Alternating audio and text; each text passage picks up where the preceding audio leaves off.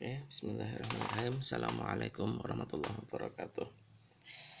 Oke, kuliah online yang kedua ini saya akan jelaskan topiknya yaitu skewness dan kurtosis.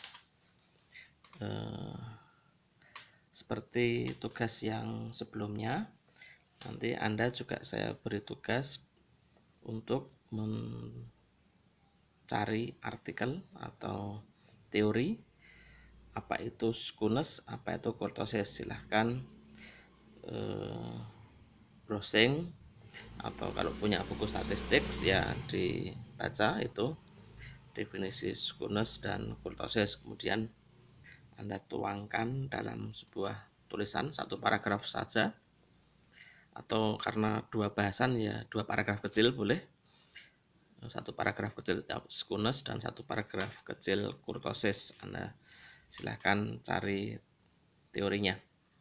Oke, di sini saya akan jelaskan secara teknis dan aplikasi nanti perhitungannya.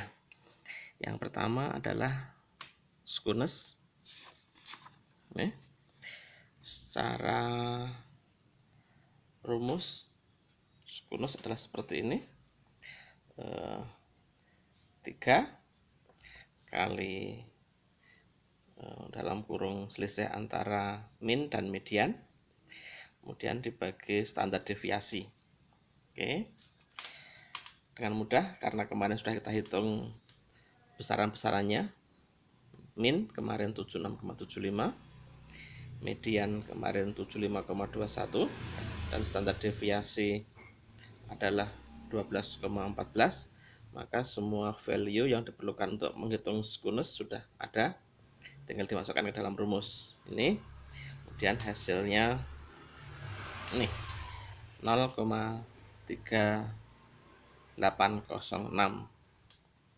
Oke, sekarang arti dari angka 0,3806 itu apa?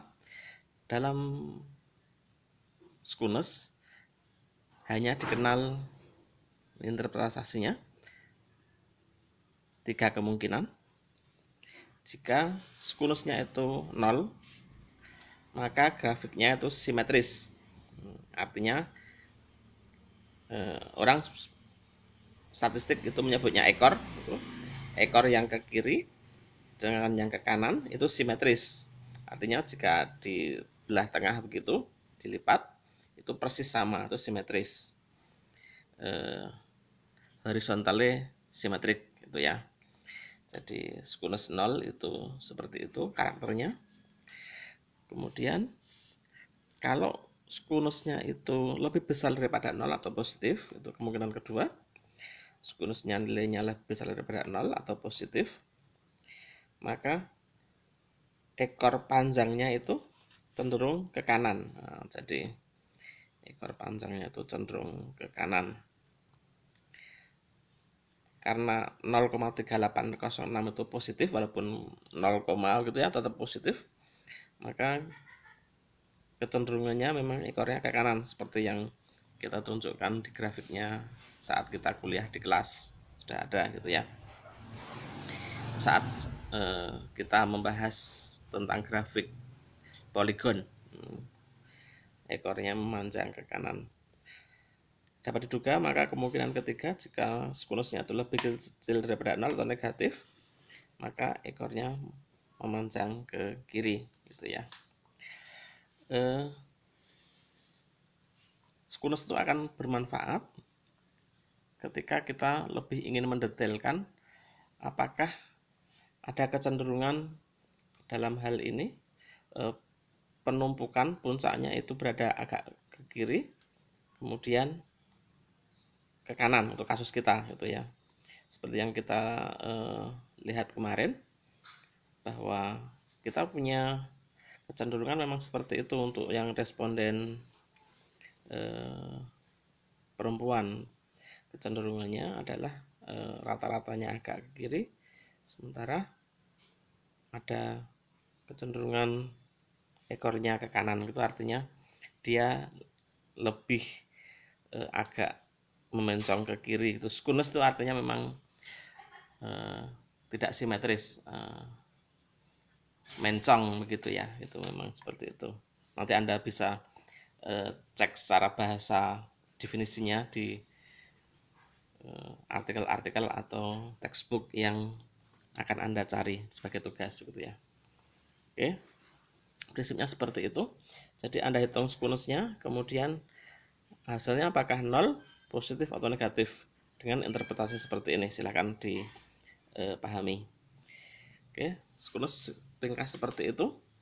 Kemudian topik yang kedua adalah kurtosis. Kurtosis rumusnya seperti ini. Setengah dari perkalian selisih antara Q3 minus Q1 dibagi P90 P90 minus P10 P10 gitu ya.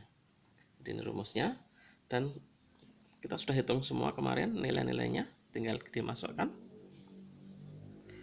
Setengah dikalikan Q3 nya 83,14 sudah dihitung kemarin, dikurangi 67,83 dibagi 89,9, ini P90 nya dan ini P10 nya, hasilnya 0,297.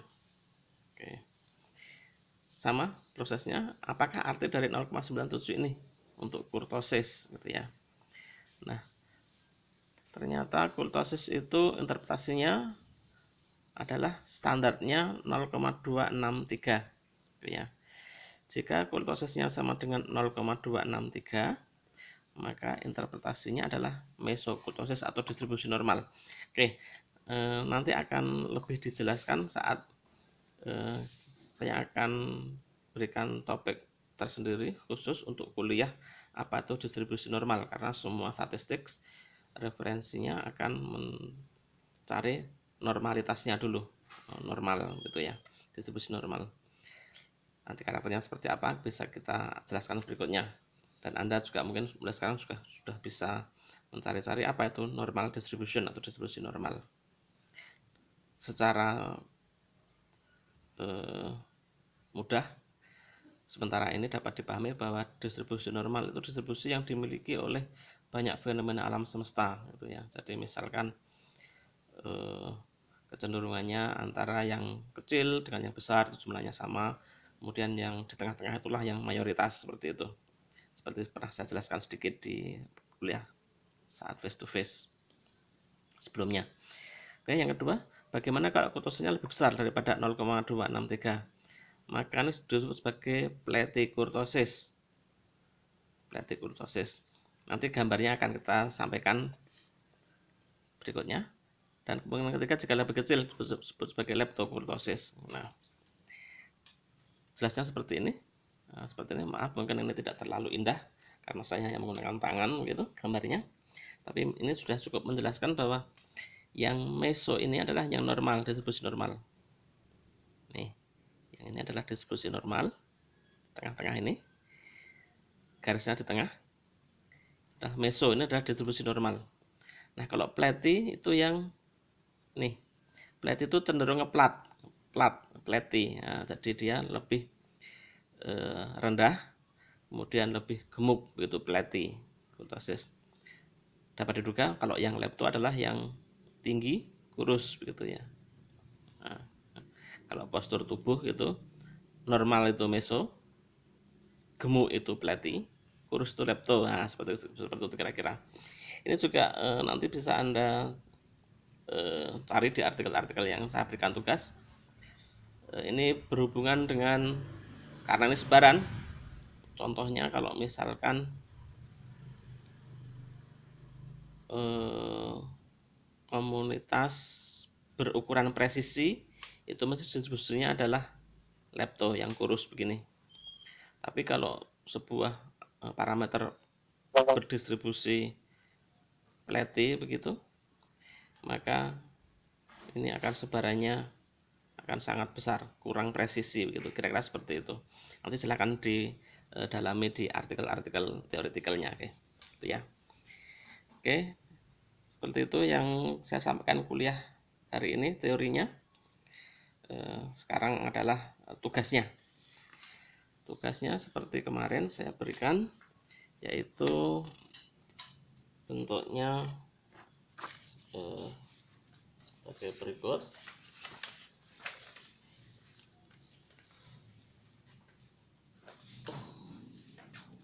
Ini assignment yang kedua.